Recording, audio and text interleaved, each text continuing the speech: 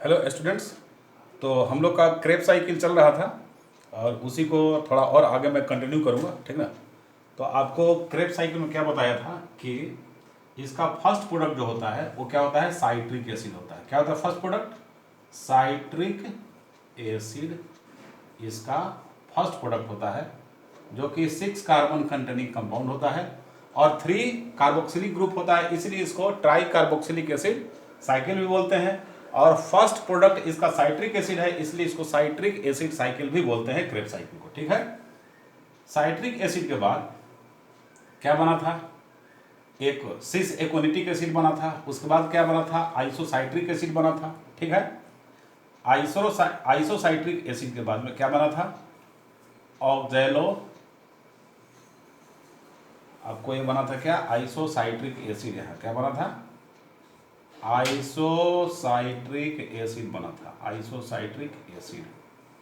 आइसोसाइट्रिक acid से ऑक्जेलोसक्सिनिक acid बना था। क्या बना था? Oxalosuccinic acid.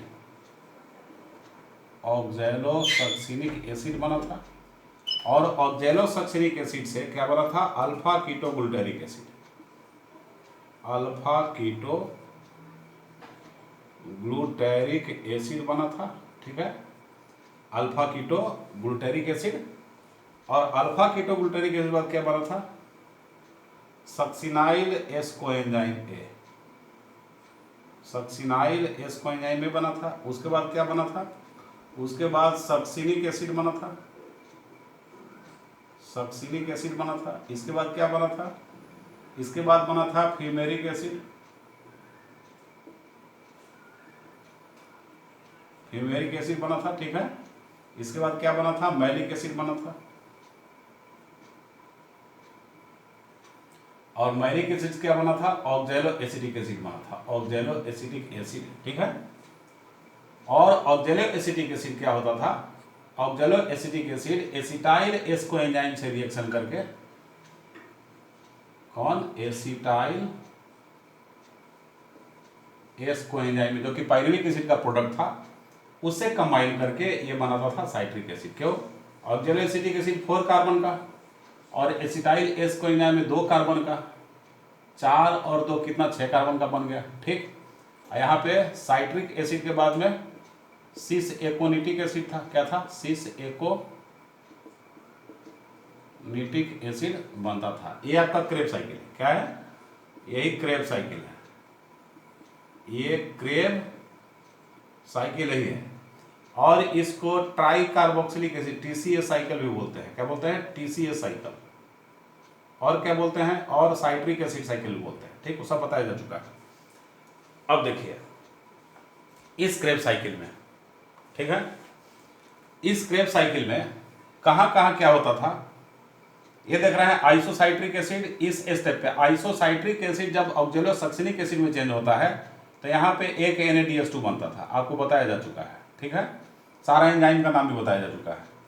यहाँ क्या होता था? Oxalosuccinic acid, alpha ketoglutaric acid, 5 carbon compound, ठीक है। ये सभी 6 कार्बन, ये सभी 6 कार्बन वाले हैं, ये भी 6 कार्बन वाला है, ठीक है, ये भी 6 कार्बन वाला है। तो ये CO2 को रिलीज करता था, ठीक है। एक बार फिर यहाँ पे क्या रिलीज होता है? CO2 रिलीज होता है और NaDH2 रिलीज होता है, NaDH2 रिलीज होता है, ठीक है। यहाँ पे क्या बनता था? यहाँ पे GTP बनता था, GTP और ATP आपको बताया गया था।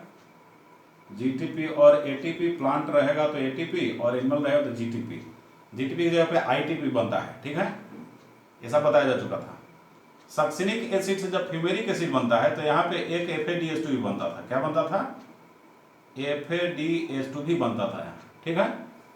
फ्यूमेरिक एसिड वाटर को लेके, H2O को लेके और मैलिक एसिड में कन्वर्ट होता था। मैलिक एसिड क्या होता था? यहाँ से एक NaDH2 निकलता था, डिहाइड्रोजिनेशन इसका होता था, एक NaDH2 फिर यहाँ बना तो ऑक्जेलो एसिटिक एसिड में क्या होता है? कन्वर्ट हो जाता है, ठीक है। और आपको बताया गया था कि ऑक्जेलो एसिटिक एसिड चेंज कर सकता है अपने एक आइसोमर में भी। इसके आइसोमर का नाम है एस्पार्टिक एसिड। इसको थोड़ा जगह निकाल के लिख दें, एसिटाइल एस्कोएंजाइम में, एसिटाइल एस्कोएंजाइम ए, ठीक है। 2 कार्बन का यहाँ आया। अब ऑक्जेलो एसिटिक एसिड क्या होता है, ये चेंज करता है अपने एक आइसोमर में भी चेंज कर सकता है, उसको बोलते हैं एस्पार्टिक एसिड। ये आपको बताया गया था कि ऑक्जेलो एसिटिक एसिड का जो होता है एक आइसोमर इसका एस्पार्टिक एसिड होता है, ये भी 4 कार्बन कंटेनिंग कंपाउंड है, ठीक है। और फिर बार बार रिएक्शन क्या होता है, चलता है। तो इसमें आपको बताया गया था कि क्रेब्स साइकिल में डिहाइड्रोजिनेशन मतलब कि फॉर्मेशन ऑफ NADH2 और FADH2 कितनी बार हो रहा है। एक बार डिहाइड्रोजिनेशन हुआ, दूसरी बार डिहाइड्रोजिनेशन हुआ, तीसरी बार हुआ और चौथी बार हुआ। 4 डिहाइड्रोजिनेशन था और 2 डीकार्बोक्सिलेशन है, 2 डीकार्बोक्सिलेशन है, ये सब बताया गया था। डिहाइड्रोजिनेशन मतलब ऑक्सीडेशन हो गया, याद रखिएगा। डिहाइड्रोजिनेशन मतलब क्या हुआ, ऑक्सीडेशन हो गया, ठीक ना, ऑक्सीडेशन। अब देखिए, अब यहां से एक यहां पे आपको करना पड़ेगा, यहां पे हमने फ्यूमेरिक डिहाइड्रोजिनेज लिखवा दिया था, इसको करेक्शन कर लीजिए। ये सक्सिनिक डिहाइड्रोजिनेज होगा, क्या होगा, सक्सिनिक डिहाइड्रोजिनेज, डिहाइड्रोजिनेज, ठीक। और इस एंजाइम का नाम मिस्टेक से छूट गया था, नहीं लिखवा पाया था, यहाँ पे फ्यूमरेज हो जाएगा, बाकी सबका मैं लिखवा दिया हूँ फ्यूमरेज, ठीक। फ्यूमरेज बाकी सबका लिखवाया गया था, पिछले क्लास में सारा कुछ बता दिया गया था। ये बाई मिस्टेक छूट गया था, ये H2O साइन तो दिए थे लेकिन कौन सा एंजाइम लगेगा उसके बारे में नहीं बताया था, तो फ्यूमरेज लिख लीजिए। और ये बाई मिस्टेक थोड़ा गलत बता दिया था, तो यहाँ पे फ्यूमेरिक डिहाइड्रोजिनेज शायद हमने लिख दिया था, सक्सिनिक डिहाइड्रोजिनेज लिख लीजिएगा आप लोग, ठीक है। ये करेक्शन है बस खाली एक जगह पे। अब देखिए, अब इसमें क्या है कि एसिटाइल एस कोएंजाइम एक कहां से आया, लिंक रिएक्शन से आया, ठीक है। तो एक क्रेब साइकिल में हम देखते हैं, क्या देखते हैं, 1 क्रेब साइकिल में। 1 क्रेब साइकिल में आपको क्या दिखाई पड़ रहा है, 1 क्रेब साइकिल, देखिए यहां लिखेंगे 1 क्रेब साइकिल,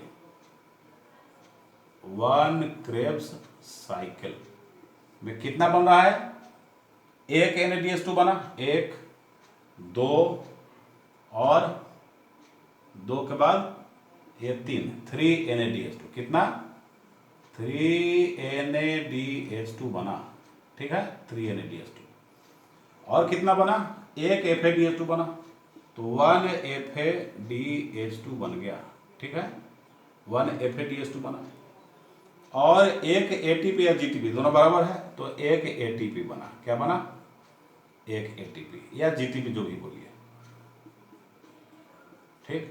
तो एक GTP से एक ATP हो गया।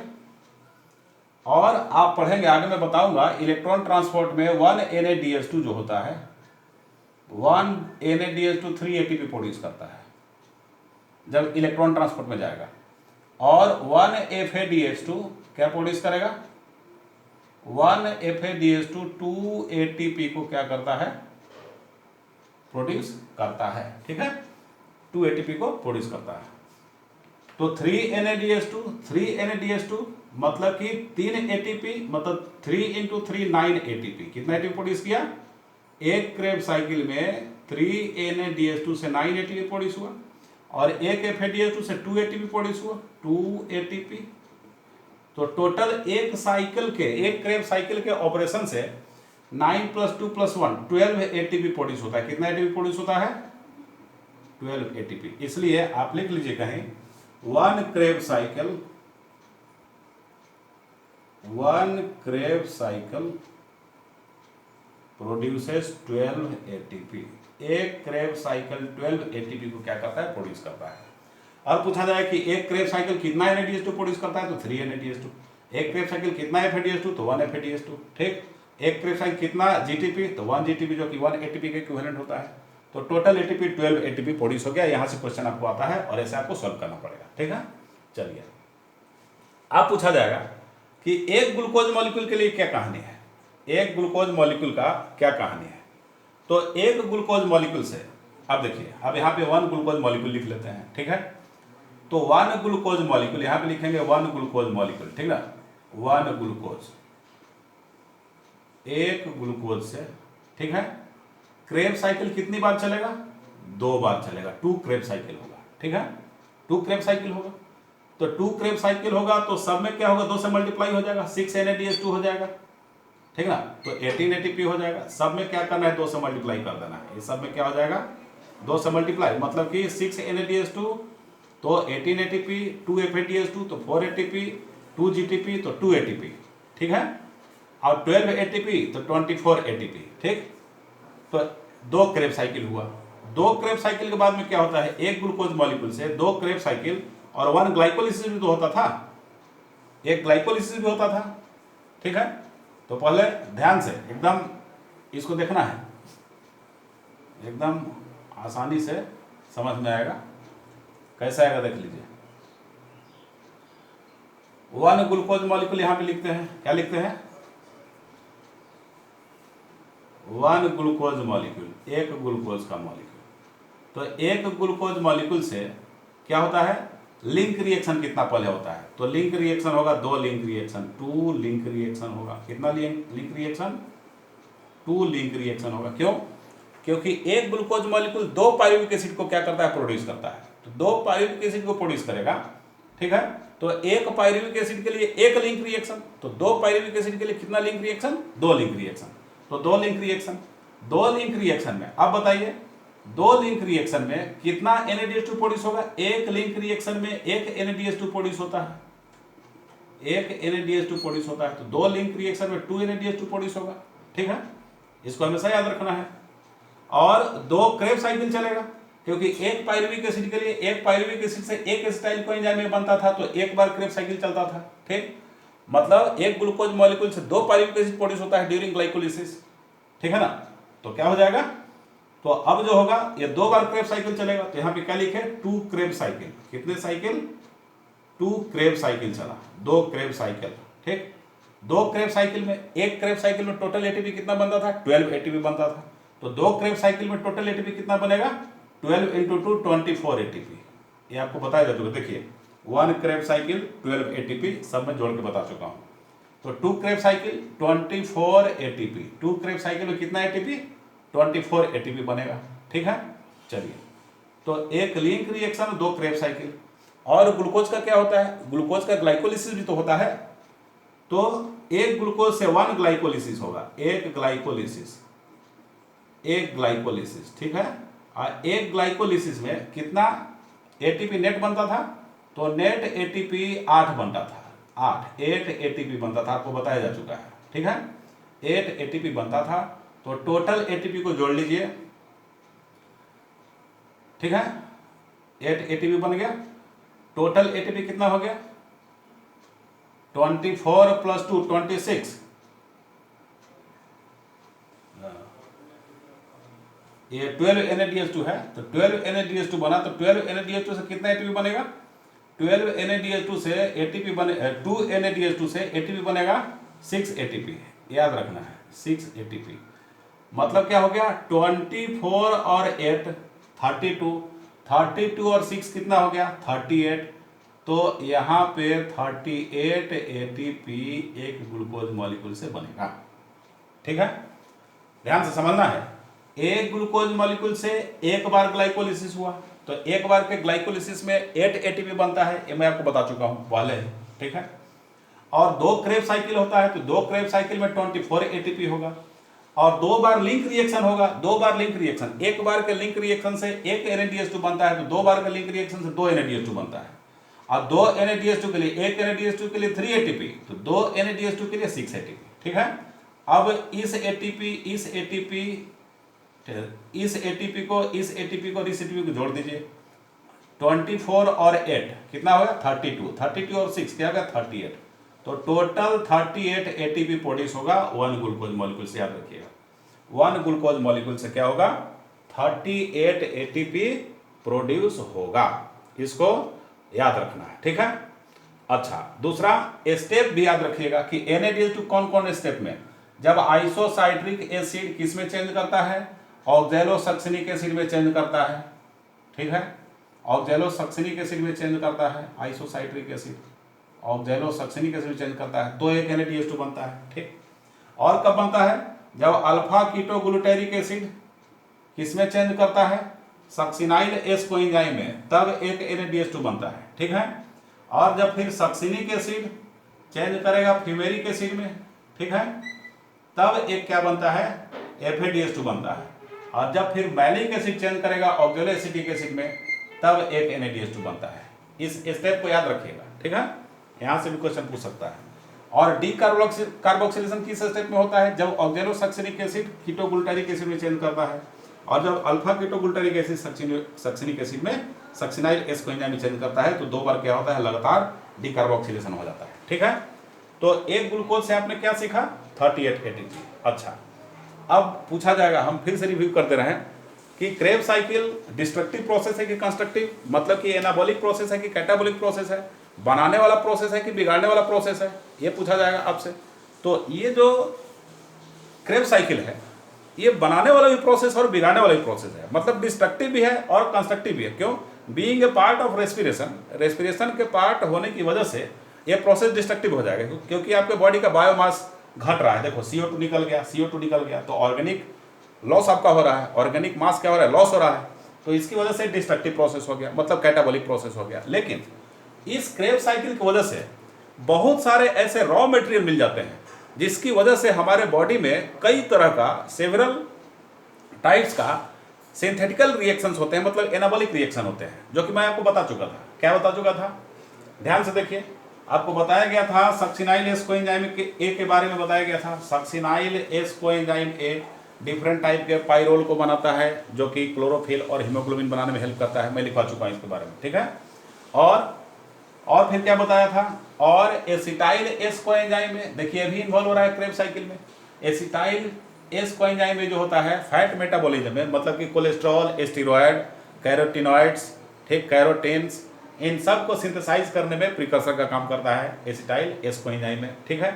अल्फा कीटोग्लूटारिक एसिड के बारे में बताया था कि इससे कई तरह के एमिनो एसिड हम बना सकते हैं। एमिनो एसिड का प्रिकर्सर होता है, जो कि प्रोटीन को बनाने के लिए सिंथेसाइज बनाने के लिए बहुत जरूरी है, ठीक है, अल्फा कीटोग्लूटारिक एसिड। तो इसके बारे में बताया गया था आपको, ठीक है। और देखिए ये एस्पार्टिक एसिड, देखिए एस्पार्टिक एसिड भी डिफरेंट टाइप का, खास करके पायरिमिडीन्स वगैरह, ठीक, और डिफरेंट टाइप के मटेरियल्स को बनाने के लिए क्या करते हैं, एस्पार्टिक एसिड क्या करता है, हेल्प करता है। तो इस तरीके से क्या होता है, ये यूज होता है, मतलब इसका मतलब इसीलिए हम बोलते हैं कि एक कंस्ट्रक्टिव प्रोसेस के लिए बहुत सारा रॉ मटेरियल प्रोवाइड कर रहा है, और डिस्ट्रक्टिव प्रोसेस खुद तो है ही अपने आप में ये, ठीक है। तो मतलब कंस्ट्रक्टिव और डिस्ट्रक्टिव दोनों प्रोसेस हो, तो उसको बोलते हैं एम्फीबॉलिक पाथवे, ठीक है। इसलिए क्रेब साइकिल को क्या बोलते हैं, एम्फीबॉलिक पाथवे बोलते हैं। कहाँ लिखें इसको, Kreb cycle is also known as amphibolic pathway. Kreb cycle को हम एम्फीबॉलिक पाथवे भी बोलते हैं। क्या बोलते हैं? It is also known as amphibolic pathway. ये एम्फीबॉलिक पाथवे भी कहलाता है, ठीक है। चलिए, तो अब आगे बढ़ते हैं। एक और जानकारी देना चाहूंगा, FADH2 के बारे में जरा सुन लीजिए। FADH2, ठीक, ये क्या है बताते हैं। FADH2 क्या है? एक्चुअली FADH2 जो होता है वो FAD से डेराइव होता है, और ये माइटोकॉन्ड्रिया के इनर मेम्ब्रेन से अटैच रहता है, ठीक है। माइटोकॉन्ड्रिया का दो मेम्ब्रेन, एक आउटर मेम्ब्रेन, एक इनर मेम्ब्रेन होता है, ठीक। तो माइटोकॉन्ड्रिया का जो इनर मेम्ब्रेन, देख लो, ये माइटोकॉन्ड्रिया है, आउटर मेम्ब्रेन, ये इनर मेम्ब्रेन है। इनर मेम्ब्रेन के फोल्डिंग को क्रिस्टी भी बोलते हैं, ठीक। ये सब इनर मेम्ब्रेन है, जहाँ फोल्ड बन गया उसको क्रिस्टी बोलेंगे। फिर इनर मेम्ब्रेन की फोल्डिंग को क्रिस्टी बोलेंगे, फिर इनर मेम्ब्रेन फोल्डिंग को क्रिस्टी बोलेंगे, फिर इनर मेम्ब्रेन फोल्डिंग को क्रिस्टी बोलेंगे, और फिर इनर मेम्ब्रेन, ये सब इनर मेम्ब्रेन है और फोल्डिंग को क्रिस्टी बोलेंगे, ठीक। तो इनर मेम्ब्रेन में ये सटा रहेगा FADH2, ये जो है FAD प्लस इसको बोलते हैं, FAD प्लस इनर मेम्ब्रेन में अटैच रहता है, ठीक। तो FAD प्लस का फुल फॉर्म क्या होगा? इसको बोलते हैं flavin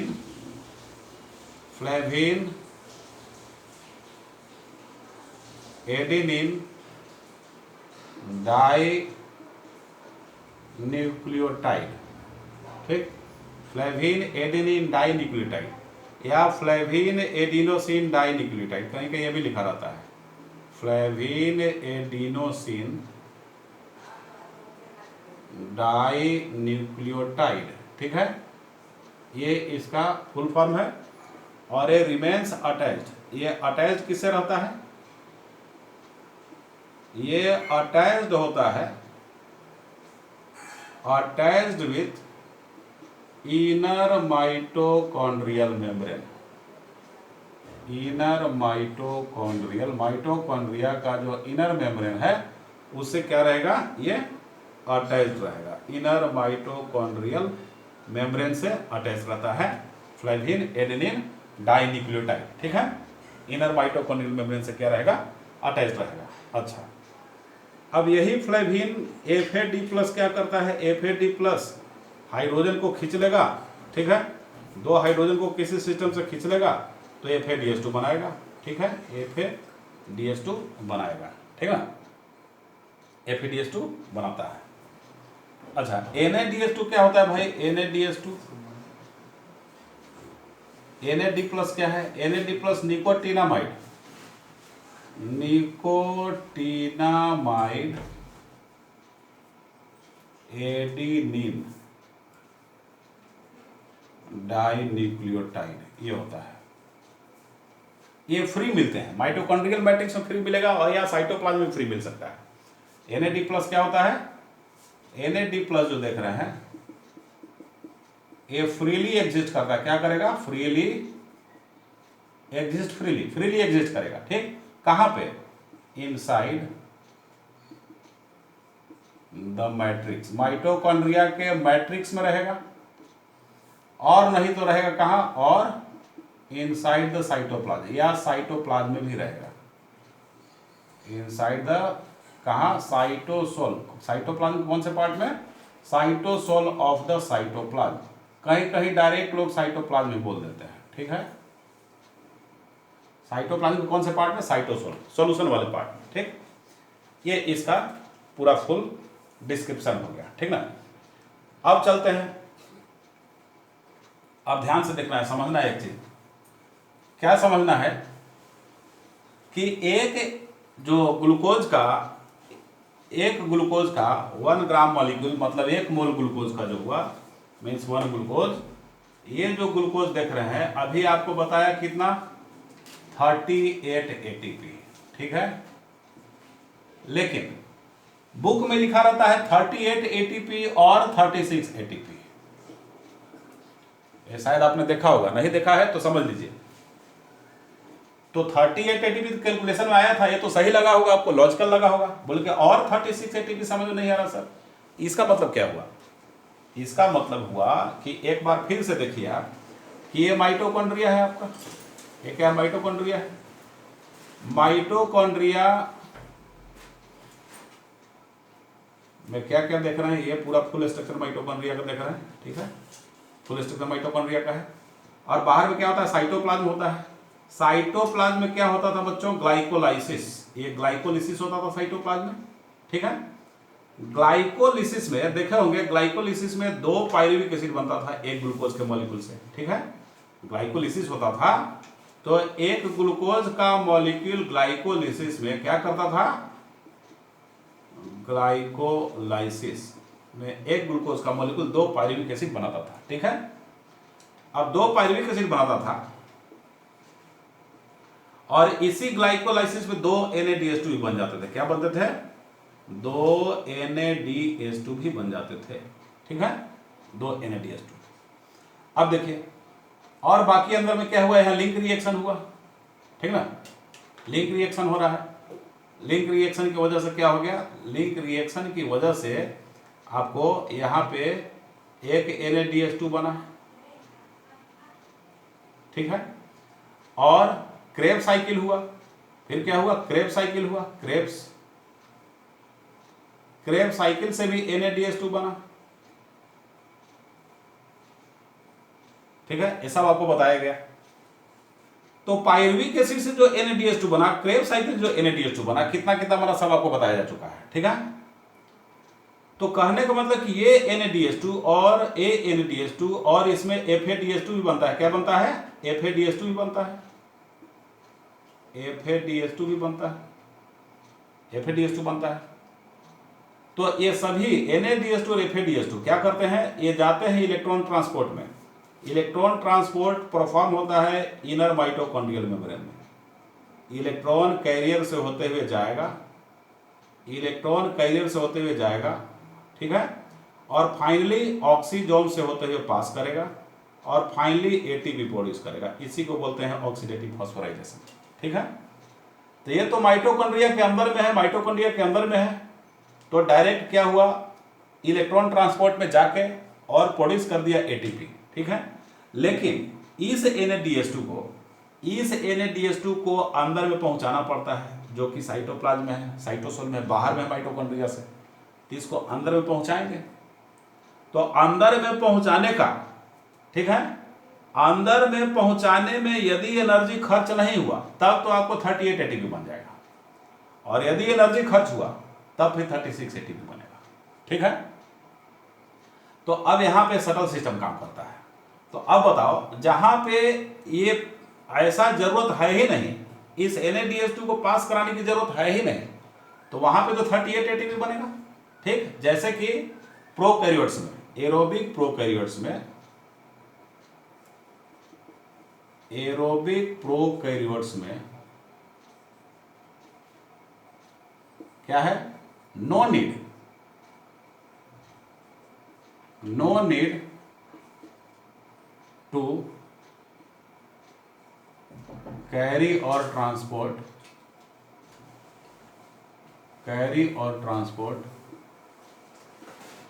the NADH2 formed during glycolysis. NADH2 formed during glycolysis, ठीक है।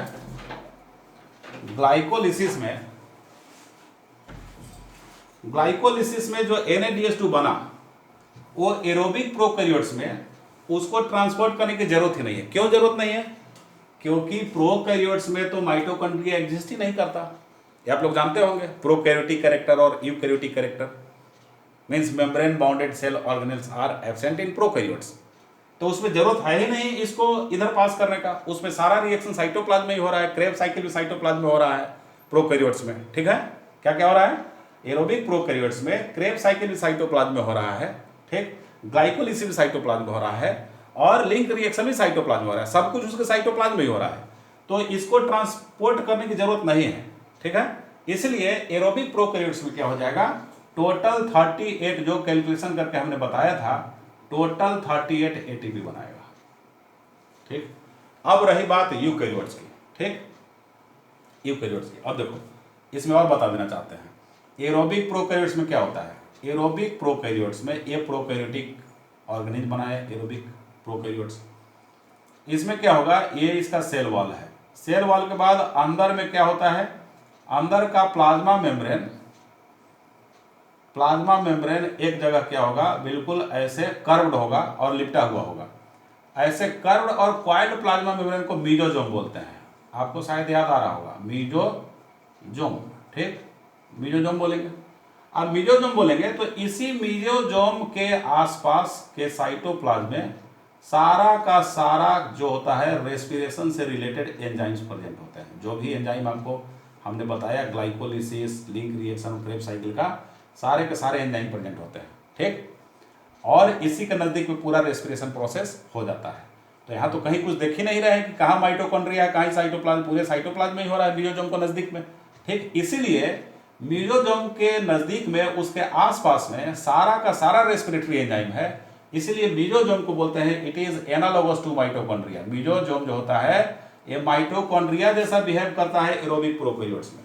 तो ये क्या होता है? मीजोजोम इज एनालोगस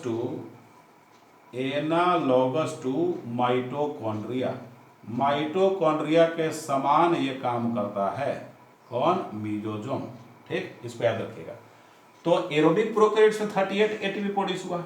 अब यूकैरियोट की बात करते हैं, जैसे हम लोग हो गए यूकैरियोट्स, बड़े बड़े प्लांट्स हो गए यूकैरियोट्स हो गए, ब्रायोफाइटा, टेरिडोफाइटा, ये सब यूकैरियोट्स है। ग्रीन एल्गी भी क्या है, यूकैरियोट्स ही होता है। फंजाई भी क्या होता है, यूकैरियोट्स होता है।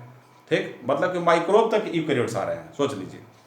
तो यूकैरियोट्स में क्या होगा, अब यूकैरियोट्स में इस NADH2 को कैरी करना पड़ेगा, ट्रांसफर करना पड़ेगा। बोले सर इसी NADH2 की क्यों बात कर रहे हैं आप, इसी NADH2 को कैरी करना पड़ेगा, क्यों बात कर रहे हैं, क्यों, क्योंकि इलेक्ट्रॉन ट्रांसपोर्ट सिस्टम से जो एनर्जी प्रोड्यूस होता है वो माइटोकॉन्ड्रिया के अंदर में होता है, प्रोड्यूस होता है इनर मेम्ब्रेन पे। ठीक है, तो ये तो अंदर में है ही, अंदर से इनर मेम्ब्रेन में जाने में कुछ नहीं खर्च हो रहा है इनका, लेकिन इसको बाहर से अंदर जाना है, तो बाहर से अंदर जाने में एनर्जी खर्च हो भी सकता है, एनर्जी खर्च नहीं भी हो सकता है।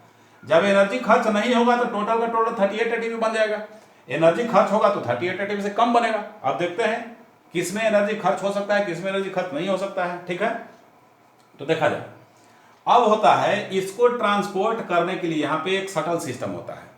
शटल सिस्टम आप लोग नहीं समझ रहे हैं तो ऐसे समझिए कि एक सिटी से दो सिटी में आपको जाना है, यहाँ से कोई एक मेन सिटी में जाना है, उसके बाद कोई दूसरे मेन सिटी में जाना है। ठीक है, तो बीच में क्या है, बीच में आपको कोई लोकल ट्रेन पकड़नी पड़ रही है या छोटा मोटा डिस्टेंस वाली ट्रेन पकड़नी पड़ रही है, तो उस छोटे मोटे डिस्टेंस वाली ट्रेन को शटल बोलते हैं। ये देखो तो शटल आ गई है, शटल सुबह में 4 बजे आती है। ठीक है, तो शटल मतलब कि दो मेन प्लेसेस को जोड़ने के लिए, ठीक है, एक छोटे सिस्टम की जो जरूरत पड़ता है कैरी करने के लिए, उसको बोलते हैं शटल सिस्टम। मतलब क्या हुआ कि इसको कैरी करके यहाँ ले जाने के लिए एक शटल सिस्टम और दूसरे शटल सिस्टम की जरूरत पड़ती है। एक एफिशिएंट शटल सिस्टम होता है, दूसरा इनएफिशिएंट शटल सिस्टम होता है। तो एफिशिएंट शटल सिस्टम कौन कौन से शटल सिस्टम होते हैं, 2 शटल सिस्टम है। इस बाहरी ग्लाइकोलिसिस में प्रोड्यूस हुए NADH2 को कैरी करने के लिए 2 शटल सिस्टम है। मतलब सिंपल मान लीजिए कि 2 ट्रांसपोर्ट सिस्टम है। एक ट्रांसपोर्ट सिस्टम जो हुआ उसको बोलते हैं मैलेट एस्पार्टेट शटल। ठीक, वो एफिशिएंट है, वो कुछ खर्च नहीं होने देता है एनर्जी वगैरह। ठीक, तो उससे 38 ATP प्रोड्यूस हो जाता है। और एक होता है क्या, ग्लिसरॉल फॉस्फेट शटल। तो ग्लिसरॉल फॉस्फेट शटल जो होता है उसमें क्या होता है, एनर्जी खर्च हो जाता है, इसकी वजह से 2 ATP कम बनते हैं, 36 ATP। अब कैसे कैसे बनते हैं जरा देखा जाए। तो आगे आपका है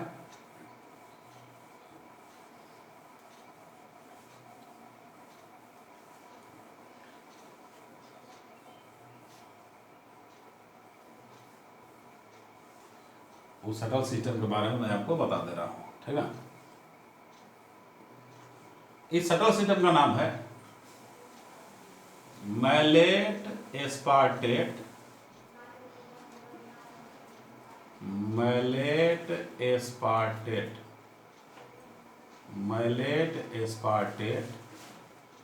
शटल।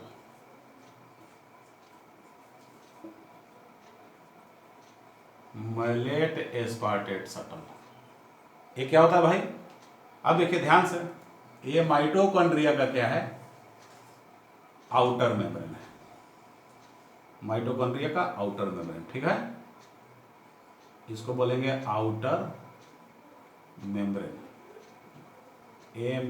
MB मैं लिख दे रहा हूं, मेम्ब्रेन आप समझ लीजिएगा। और ये पेरी माइटोकॉन्ड्रियल स्पेस है, ये वाला होता है ना, ये आउटर मेम्ब्रेन और ये इनर मेम्ब्रेन, अब बीच वाला स्पेस पेरी माइटोकॉन्ड्रियल स्पेस, ये देख लीजिए। तो ये पेरी माइटोकॉन्ड्रियल स्पेस हो गया, यहाँ लिख दे रहे हैं पेरी मतलब पेरी माइटोकॉन्ड्रियल स्पेस। और ये क्या हो जाएगा, ये है इनर माइटोकॉन्ड्रियल स्पेस, इसको क्या बोलते हैं, मतलब इनर माइटोकॉन्ड्रियल मेम्ब्रेन। ठीक ना, इनर मेम्ब्रेन बोल दो इसको, ये माइटोकॉन्ड्रिया का इनर मेम्ब्रेन हो जाएगा। तो आउटर मेम्ब्रेन और इनर मेम्ब्रेन के बीच वाले जगह को ही तो बोलते हैं पेरी माइटोकॉन्ड्रियल मेम्ब्रेन और आउटर चैम्बर। ठीक, इसको आउटर चैम्बर भी बोल सकते हैं, पेरी माइटोकॉन्ड्रियल स्पेस को हम आउटर चैम्बर भी बोल सकते हैं। क्या बोल सकते हैं, आउटर चैम्बर भी बोल सकते हैं, आउटर चैम्बर। आइए क्या हो जाएगा, ये मैट्रिक्स इधर हो जाता है, क्या हो जाता है, मैट्रिक्स। ध्यान से, ये है आउटर माइटोकॉन्ड्रियल मेम्ब्रेन।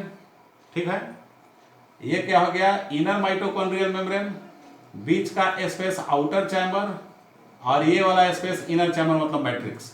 ठीक है, ये इतना जगह होता है, आप लोग समझ रहे हैं। चलिए, जब इतना जगह होता है तो अब क्या समझते हैं यहां पे एस्पार्टेट, क्या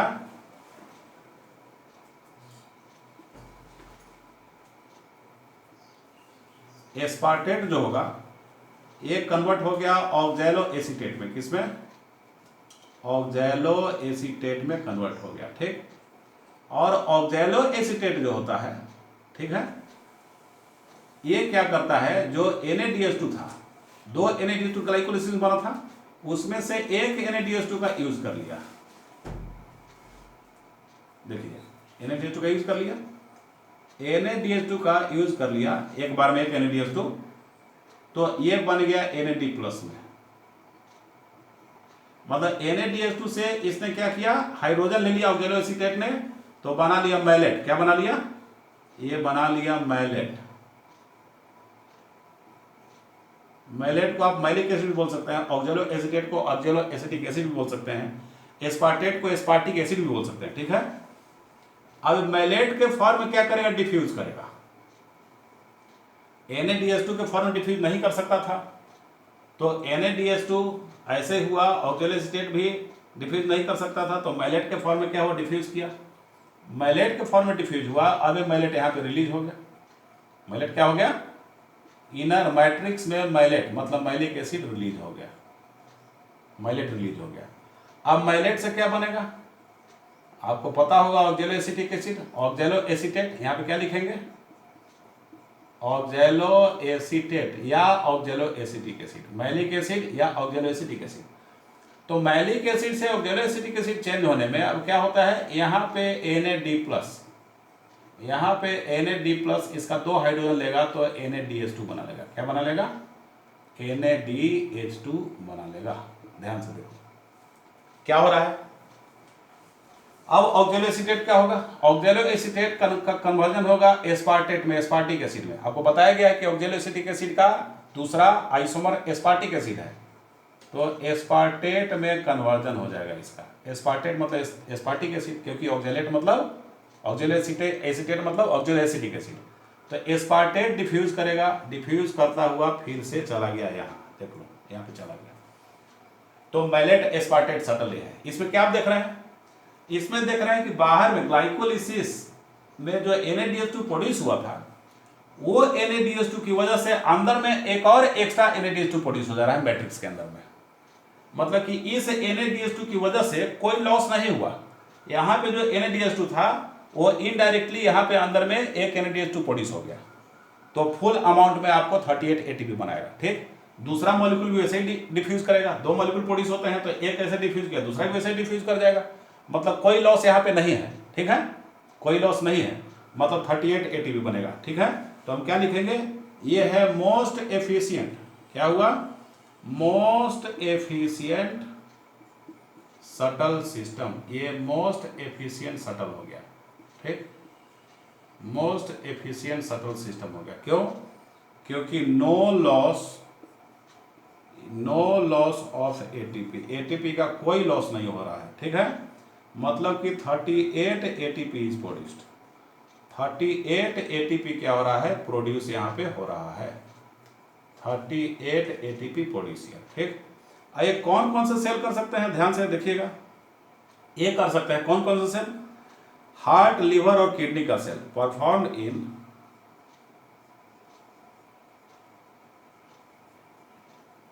इन heart, liver and kidney cells, heart, liver, kidney के सेल्स में परफॉर्म होते हैं, ये मोस्ट एफिशिएंट, ठीक है, एकदम एनर्जी का लॉस नहीं, इसको बोलते हैं मैलेट एस्पार्टेट शटल, ठीक है, मैलेट एस्पार्टेट। अब दूसरा है आपका, दूसरा है ग्लिसरॉल फॉस्फेट शटल, दूसरा क्या है, ग्लिसरॉल फॉस्फेट शटल, उसका नाम लिखूंगा, ग्लिसरॉल फॉस्फेट शटल, तो ग्लिसरॉल फॉस्फेट शटल यहां पे लिखेंगे, glycerol phosphate shuttle, glycerol phosphate shuttle, इसको ध्यान रखिए क्या होता है भाई, तो यहां पे क्या होगा, इन सब को खत्म करो मामला, ये सब तो सिंबल वही रह जाएगा, outer chamber, inner chamber, outer membrane, inner membrane, सब वही रह जाएगा। ठीक है, अब ध्यान से क्या लिखना है भाई, यह है कि यहाँ पे आपको डाईहाइड्रोक्सी एसीटोन फॉस्फेट बनता है। ठीक, डाईहाइड्रोक्सी एसीटोन फॉस्फेट, ठीक है, डाईहाइड्रोक्सी एसीटोन फॉस्फेट जब NaDH2 को लेगा, NaDH2 से हाइड्रोजन को लेगा, तो ये कन्वर्ट हो जाएगा ग्लिसरॉल फॉस्फेट में। किसमें कन्वर्ट हो जाएगा? ग्लिसरॉल फॉस्फेट में, ग्लिसरॉल फॉस्फेट में कन्वर्ट हो गया। ठीक है, ग्लिसरॉल फॉस्फेट में कन्वर्ट हो गया। अब ये ग्लिसरॉल फॉस्फेट क्या होगा? डिफ्यूज करता हुआ जाएगा। देखिए, ये ग्लिसरॉल फॉस्फेट डिफ्यूज करता हुआ जाएगा अंदर, डिफ्यूज करता हो गया, और अंदर गया तो एकदम मैट्रिक्स में नहीं गया। अब ये कहाँ? मैट्रिक्स में नहीं गया। यहाँ पे जो सटा हुआ था FADH2, क्या सटा हुआ था? FAD+।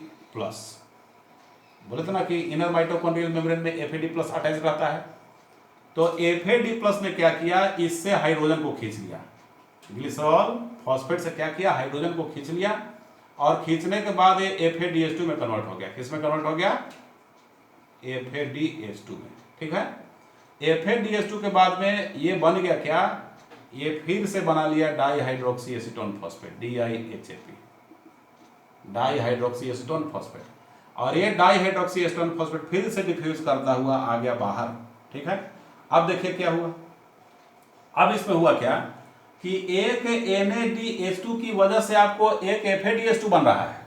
अब देखिए, यहाँ पे एनर्जी तो खर्च हो गई। कैसे एनर्जी खर्च होगी भाई? क्योंकि ध्यान से, एक NaDH2 इलेक्ट्रॉन ट्रांसपोर्ट में जाके ऑक्सीडेटिव फॉस्फोराइलेशन करके 3 ATP प्रोड्यूस करता है, अभी बताया था आपको। तो मैलेट एस्पार्टेट में एक NaDH2 से NaDH2 प्रोड्यूस हो रहा था यहाँ, तो कोई लॉस नहीं था, 3 ATP का 3 ATP बन जा रहा था आपको। लेकिन यहाँ पे एक NaDH2 से इसमें क्या हो रहा है? इस शटल में 1 NaDH2 से इस शटल में क्या प्रोड्यूस हो रहा है? 1 FADH2 प्रोड्यूस हो रहा है, 1 FADH2। अब बताइए, यदि 1 NaDH2 होता तो 3 ATP प्रोड्यूस होता, कोई लॉस नहीं था। लेकिन 1 NaDH2 से 1 FADH2 प्रोड्यूस हुआ, तो इससे तो भाई साहब 2 ही ATP प्रोड्यूस होता है ना, 2 ATP प्रोड्यूस होता है, इससे तो 2 ही ATP प्रोड्यूस होता है। तो कहां 3 से अब 2 ATP प्रोड्यूस हो रहा है। तो अब बताइए, ग्लाइकोलाइसिस का 2 NaDH2 से क्या बनता था? बनना चाहिए था 6 ATP एक्सपेक्टेड था हमारा, 6 ATP बनना चाहिए था, क्योंकि एक NaDH2 से 3 ATP, तो 2 NaDH2 से 6 ATP। अब आपका 2 NaDH2 की वजह से, इस शटल की वजह से, ग्लिसरॉल फॉस्फेट शटल की वजह से, 2 NaDH2 की वजह से 2 FADH2 प्रोड्यूस हो रहा है, 2 FADH2 इसकी वजह से प्रोड्यूस हो रहा है। तो अब इसकी वजह से 2 FADH2 प्रोड्यूस हो रहा है, तो अब तो 2 × 2 4 ATP प्रोड्यूस होगा ना, 4 ATP, मतलब कि 6 ATP के जगह पे 4 ATP प्रोड्यूस हो रहा है, मतलब 2 ATP का लॉस हो गया। क्या हो गया? 2 ATP लॉस्ट, 2 ATP लॉस्ट हो गया। मतलब 38 ATP में से आपको 2 ATP कम करना पड़ेगा, तो अब यहाँ पे 36 ATP बनेगा। कितना बनेगा? इस शटल की वजह से 36 ATP बनता है। 38 - 2 = 32। कौन -2 हो गया? ये वाला -2 हो गया। ठीक है, इसको ध्यान से समझना है। तो ये जो होता है एफिशिएंट शटल नहीं होता है, ये इनएफिशिएंट होता है। तो क्या लिखेंगे इसके बारे में? इट इज इनएफिशिएंट, उतना ज्यादा कारगर नहीं है, इनएफिशिएंट शटल सिस्टम, ये इनएफिशिएंट शटल होता है। और कहाँ कहाँ परफॉर्म होता है? ये परफॉर्म होता है, it is perform in brain cells, मतलब कि नर्व सेल्स में। ब्रेन सेल्स मतलब कि नर्व सेल, खाली ब्रेन के सेल्स में नहीं, जितने भी नर्व सेल्स जहां जहां मिलेंगे। ठीक है, नर्व सेल्स में ये परफॉर्म होता है। तो ये देखना पड़ेगा कि ग्लाइकोलिसिस में जब एरोबिक प्रोकैरियोट्स रहेंगे तो 38 ATP फुल का फुल अमाउंट प्रोड्यूस करेगा ATP, और यदि यूकैरियोट होगा तो वहां पे 38 ATP प्रोड्यूस हो सकता है, 36 ATP प्रोड्यूस हो सकता है। It depends on the shuttle system, कैसे ग्लाइकोलिसिस वाले NADH2 को हम कैरी कर रहे हैं, ठीक है। NADH2 की वजह से यदि NADH2 प्रोड्यूस होगा तो कोई लॉस नहीं, जैसे कि मिलेट एस्पार्टेट में हुआ, ठीक है। लेकिन NADH2 की वजह से FADH2 प्रोड्यूस हुआ तो वहां पे लॉस है 2 ATP का, तो उसकी वजह से 36 ATP बनेगा, ठीक है। आज की क्लास इतने ही, बाकी अगली क्लास में आपको पढ़ाया जाएगा, ठीक है। Thank you.